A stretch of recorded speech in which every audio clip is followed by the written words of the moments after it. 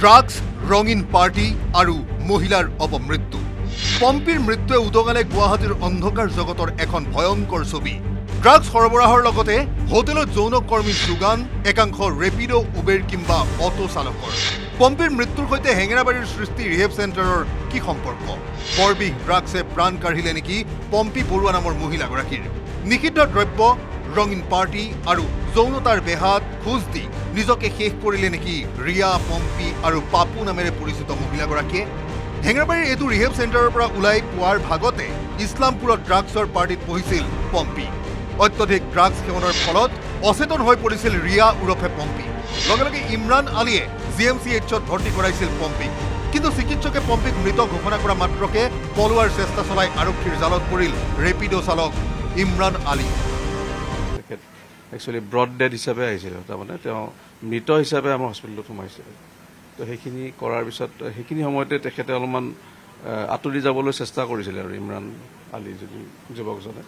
তেতিয়া আমাৰ ছিকিউৰিটি থাকে, তাতে ছিকিউৰিটি তেখেতক ৰাখি থ'লে। ৰাখি থৈ পেলাই আমাৰ হোমগাৰ্ডেও আমি তেওঁক কাষ্টডিত ল'লোঁ। দি পেলাই আমি ভাঙাগড় থানালৈকে তেখেতক ইনফৰমেশ্যন দিলোঁ। তেওঁলোকে আহি পেলাই যুৱকজনক লৈ গ'ল আৰু এতিয়া বাকী কাৰবাৰখিনি তেওঁলোকে কৰি থাকিল। ইমৰানক জেৰা চলাওঁতে পোহৰলৈ আহিল বহু বিস্ফোৰক তথ্য। নগাঁৱৰ পম্পীৰে সুসম্পৰ্ক আছিল ইমৰান ওৰফে মুক্তাৰৰ। পম্পী নামৰ এইগৰাকী মহিলাক গুৱাহাটীৰ বহু হোটেল, গেষ্ট হাউচলৈ অনা নিয়াৰ কাম কৰিছিল ইমৰানে। গুৱাহাটীৰ বহু বিলাসী পাৰ্টিটোত ড্ৰাগছ যোগান ধৰিছিল ইমৰানে। দেওবাৰেও হেঙেৰাবাৰীৰ এইটো সৃষ্টি ৰিহেব চেণ্টাৰৰ পৰা পম্পীক ইছলামপুৰৰ পাৰ্টিলৈ আনিছিল ইমৰানে। জেৰাত পুৱতি নিশালৈ চলা পাৰ্টিত থকা প্ৰতিটো যুৱক যুৱতীৰ নাম আৰক্ষীক জনাইছে ইমৰান ওৰফে মুক্তাৰে। ইমৰানে নাম লোৱা অভিযুক্তক বিচাৰি আৰম্ভ হৈছে পল্টন বজাৰ আৰক্ষীৰ অভিযান। ইমৰানৰ মোবাইলৰ পৰা আৰক্ষীয়ে উদ্ধাৰ কৰিছে একাধিক সুন্দৰীৰ ফটো আৰু যৌনতাৰ বেহাৰ গ্ৰাহকৰ মোবাইল নম্বৰ। পূৰ্বেও ড্ৰাগছ সৰবৰাহ আৰু পাৰ্টিত যুৱতী যোগান ধৰাৰ অভিযোগত দুবাৰকৈ জেলৰ ভাত খাইছে ইমৰানে। আনফালে মৃত্যুৰ আগনিশা পম্পীয়ে আশ্ৰয় লোৱা হেঙেৰাবাৰীৰ এই সৃষ্টি ৰিহেব চেণ্টাৰৰ ওপৰত খেন চকু পৰিছে আৰক্ষীৰ।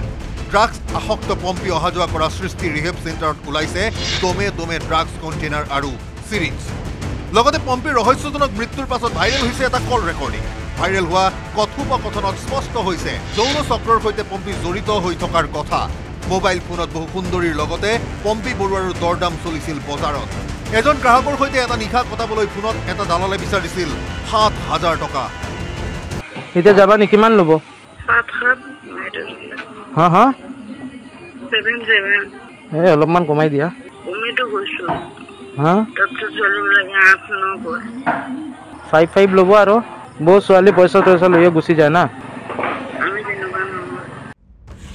পম্পী ওৰফে ৰিয়াৰ মৃত্যুৱে জোকাৰিছে ৰাজধানী গুৱাহাটী। প্ৰশ্ন হয়, আৰক্ষীৰ তদন্তত পোহৰলৈ আহিবনে মহানগৰীত চলি থকা ড্ৰাগছৰ গোপন বেহাৰ কাহিনী? উৎখাত হ'বনে ড্ৰাগছৰ সমান্তৰালকৈ চলি থকা যৌনতাৰ বেহা?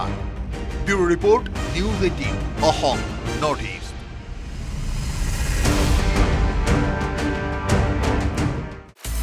আপুনি বিচৰা বাতৰি পাব কেৱল নিউজ 18 এপত। নিউজ 18 এপ ডাউনলোড কৰিবলৈ স্কেন কৰক এই QR কোড। গুগল প্লে ষ্টৰতো পাব এই নিউজ 18 এপ।